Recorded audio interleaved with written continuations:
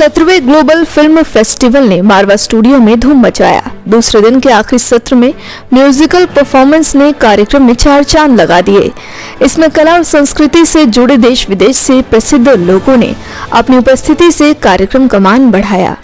कार्यक्रम में AEFT school of hospitality and tourism students द्वारा बनाई गई प्रसिद्ध क्यूजिन का अतिथिगण ने जायका लिया।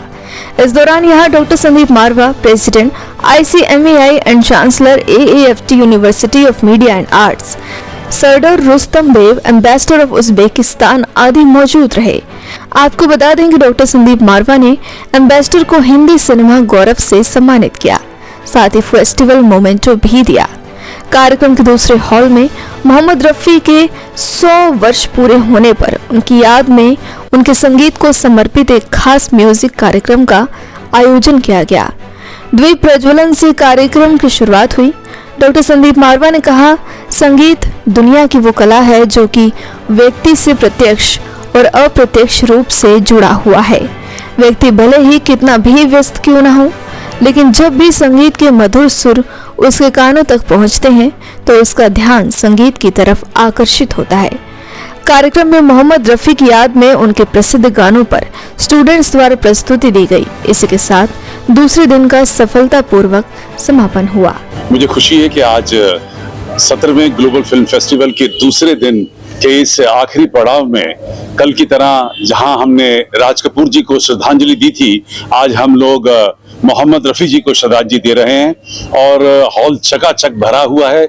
मोहम्मद रफी के तमाम गानों को सभी जोश और उल्लास के साथ गा रहे हैं, पुराने जमाने से लेकर और आखिर तक।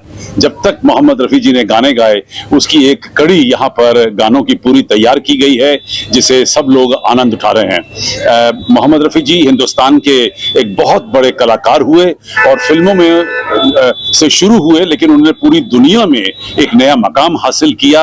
आज दुनिया के हर कोने में जहां हिंदी बोली जाती है, जहां हिंदी पढ़ी जाती है, वहां मोहम्मद रफी के उन तमाम गानों को भी सुना और गाया जाता है।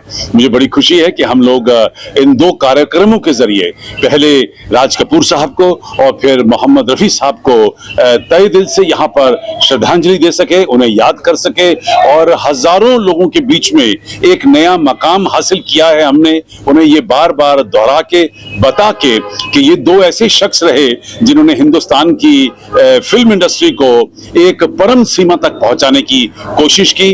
राज साहब ने तो अपनी कला के जरिए, अपनी एक्टिंग और डायरेक्शन के जरिए, और मोहम्मद रफी साहब ने अपने गानों के जरिए पूरे देश को लुभाया है, पूरी दुनिया को लुभाया है।